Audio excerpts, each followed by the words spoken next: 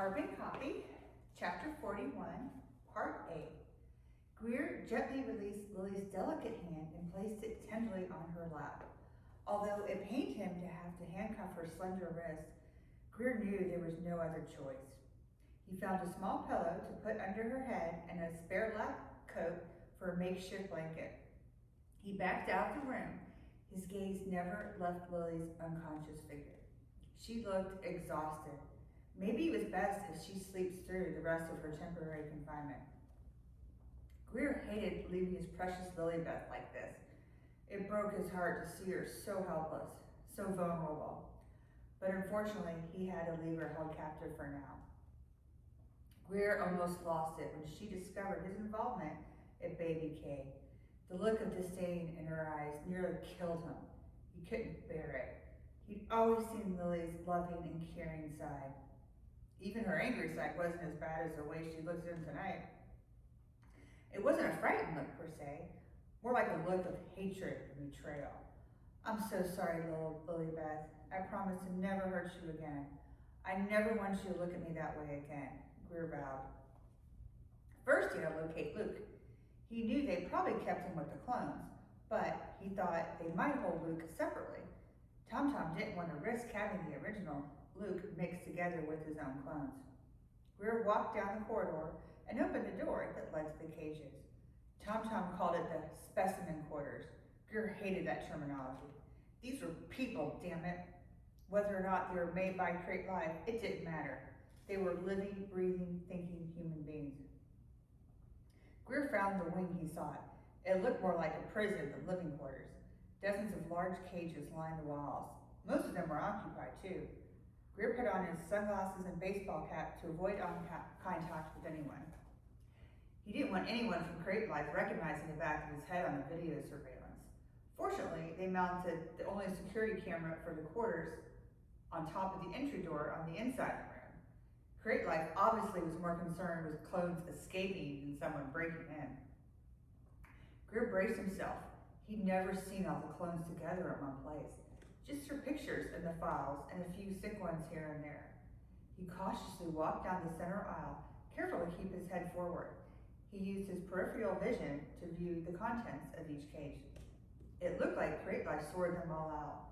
So far, there were 52 varieties in total, 26 males and 26 females. Crate Life had cloned each original specimen 200 times, illegally creating 10,400 human beings so far. They methodically named each of these groups sequentially with the alphabet. The first male clone of each variety was named Adam, and the first female clone, Abigail. They named the second male clone Benjamin, and the second female clone Barbara, and so on. Crate Life cloned Luke and Lily several years after Adam. As Grier walked past each cage, he noticed the clones appeared to be heavily medicated. Many were asleep, and the rest were in some sort of mellow, peaceful existence. He quickly surmised Tom Tom wanted an uneventful, non-violent transfer of the clones to the boat. Over 5,000 prisoners could get rowdy. Only about half are on the island today. They sold about 4,000 of them on the black market, either in organs or as whole. Almost all the races were represented: Caucasian, Asian, Spanish, Indian, Native American, Israeli, Scandinavian, etc. The other 1,000 clones either died or couldn't be located. Many didn't survive the first few months. The earliest clones held the worst survival rate. He noticed only a few atoms occupied the first cage. The microchip implanted in each of these clones made it easier for Crate Life to track them all. However, some of them managed to remove their own chip and go into hiding. Some of them weren't so successful. It surprised everyone when Lily accidentally ran across one of her own clones. What are the odds of running into one of your own clones? Nearly impossible, unless they cloned you 200 times. Grier always thought since there were so many clones, some clone somewhere was destined to run into one of its own. Luckily for Lily, she didn't even realize what she'd witnessed. What a shock for anyone to see someone so like yourself. Luke noticed the similarities. Grier recalled the story. The time, environment, diet, exercise, healthcare, and personal hygiene made even clones appear different. He continued the long walk past the cages, Jacob, Kwame, and then Luke. Grier stopped and nonchalantly picked up the medical chart.